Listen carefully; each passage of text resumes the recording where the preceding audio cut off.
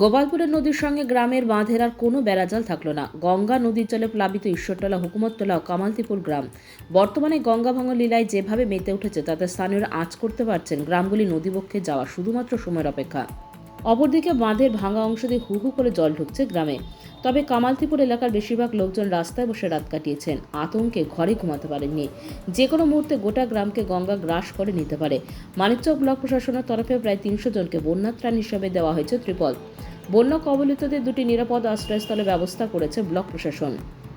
গোপালপুরে ভাঙন কবলিত এলাকা পরিদর্শনে গিয়ে মালদা জেলার যুব তৃণমূল কংগ্রেসের সভাপতি বিশ্বজিৎ মণ্ডল সমস্ত দায়ভার কেন্দ্র সরকারের উপর চাপিয়ে দিয়ে বলেন, লোকসভা ভোটের সময় প্রধানমন্ত্রী নিজে মালদা এসেছেন, অথচ মালদার মূল সমস্যা ভাঙন, তার দিকে ভ্রুক্ষেপ করেননি, শুধু ভোটের রাজনীতি করে গেছেন। আমাদের রাজ্য সরকার সর্বদা ভাঙন কবলিতদের পাশে আছে। মুখ্যমন্ত্রী মমতা বন্দ্যোপাধ্যায়ের নির্দেশে ব্লক ও জেলা প্রশাসন ভাঙন কবলিতদের থাকা, খাওয়া, মেডিকেল ও পানীয় জলের সুবন্দোবস্ত করবে।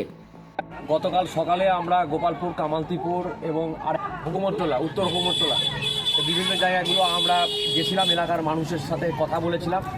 বিভিন্ন রকম সমস্যাগুলো উঠে এসেছিল, সেই সমস্ত কথাগুলো আমরা ব্লক আধিকারিক, বিডিও সাহেবদেরকে আমরা সমস্ত বিষয়গুলো জানিয়েছিলাম এবং জেলার সমস্ত স্তরের আধিকারিকদের সাথে আমরা সমস্ত বন্যা পরিস্থিতি নিয়ে মানিকচক সংলগ্ন যেই প্রান্তগুলোতে বন্যাতে ক্ষতিগ্রস্ত হচ্ছে সে সমস্ত বিষয়গুলো নিয়ে আমাদের ডিএম সাহেব থেকে শুরু করে ইরিগেশন বিভাগে, আমাদের বিডিও সাহেব সমস্ত স্তরে আমরা আমাদের নেতৃত্বদের সাথেও আমরা বিভিন্ন বিষয়গুলো নিয়ে আলোচনা করেছি এবং গতকালের আমরা এলাকার মানুষের যে একটা দাবি দাওয়া ছিল, তাদের এখন যেই ত্রাণের জিনিসপত্রগুলো, সামগ্রীগুলোর প্রয়োজন সেইগুলোও আজকে আমরা এখান থেকে দেওয়া হচ্ছে।